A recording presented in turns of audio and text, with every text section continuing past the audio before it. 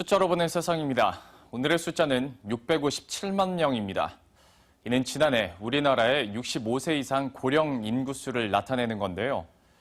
통계청이 발표한 인구주택 총조사에 따르면 지난해 고령 인구는 657만 명으로 5년 전보다 121만 명이 증가했습니다. 전체 인구 가운데 13%를 차지하는 수준이죠. 지난해 우리나라는 모든 시도의 고령 인구 비율이 7%가 넘으면서 고령화 사회에 들어갔는데요. 특히 전남 지역의 경우 고령층 인구가 전체의 21%를 차지하며 초고령 사회로 처음 진입했습니다. 한편 우리나라 사람을 나이 순으로 세웠을 때 한가운데 있는 사람은 41.2세로 나타났습니다. 이렇게 중위 연령이 40대를 넘은 건 지난해가 처음입니다.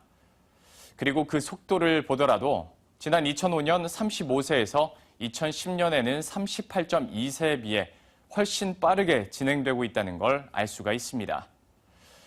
이렇게 어른들은 빠르게 늘고 있는데 아이들의 인구는 점점 줄고 있습니다. 0에서 14세 유소년 인구는 691만 명으로 지난 2010년과 비교했을 때 97만 명이 감소했습니다.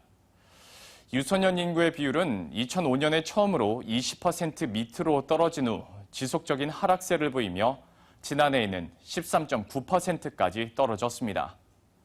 이렇다 보니 유소년 인구에 대한 고령 인구 비율을 나타내는 노령화 지수는 지난해 95.1을 기록하면서 2010년 68에 비해 급상승했습니다.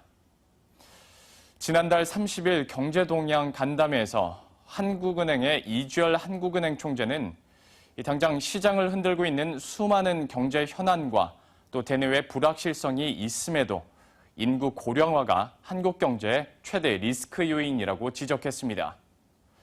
초고령화와 인구 절벽 문제가 비단 이웃나라만의 고민은 아닌 겁니다. 숫자로 보는 세상입니다.